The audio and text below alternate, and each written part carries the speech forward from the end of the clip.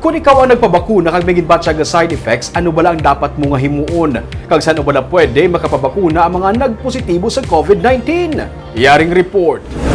Kung ikaw ang nabakunahan na, dapat kuno ani magpulupahuway sa sulod sang 24 oras. Hindi pwede makapabugat. Sunod sa kay Dr. Chris Rongon, ang Deputy for Medical Data and Analysis sa Bacolod Emergency Operations Center, kung ginahilan at ginarecommend ang pagtumar sa paracetamol kada 4 ka oras. Kung magsakit ang injection site, magbutang sang cold compress, mag-inom sang paracetamol every 4 hours o kung mefenamic acid every 6 hours. Kung maglingin ang ulo, pwede makainom sang mefenamic acid every 6 hours o kung pwede man lang itulog.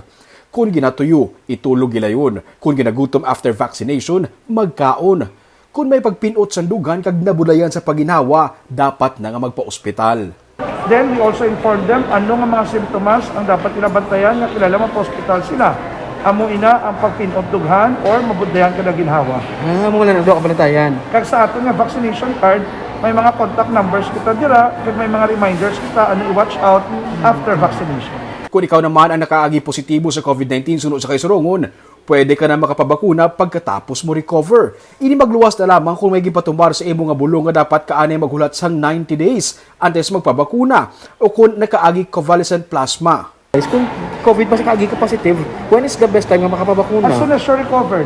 Okay Unless na, okay na. otherwise, kung ikaw COVID positive, nakaagi ka convalescent plasma or nakaagi ka gamit sa bulong at tocilizumab, so mahulat ka sa 90 days.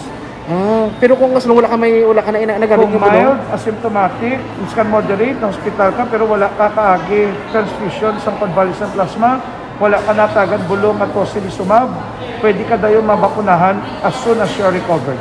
Pero kung mild o kung asymptomatic, biskan pa na ospital, pero moderate COVID-19 case, kag wala na kaagi transfusion sa plasma, pwede na makapabakuna basta naka-recover na.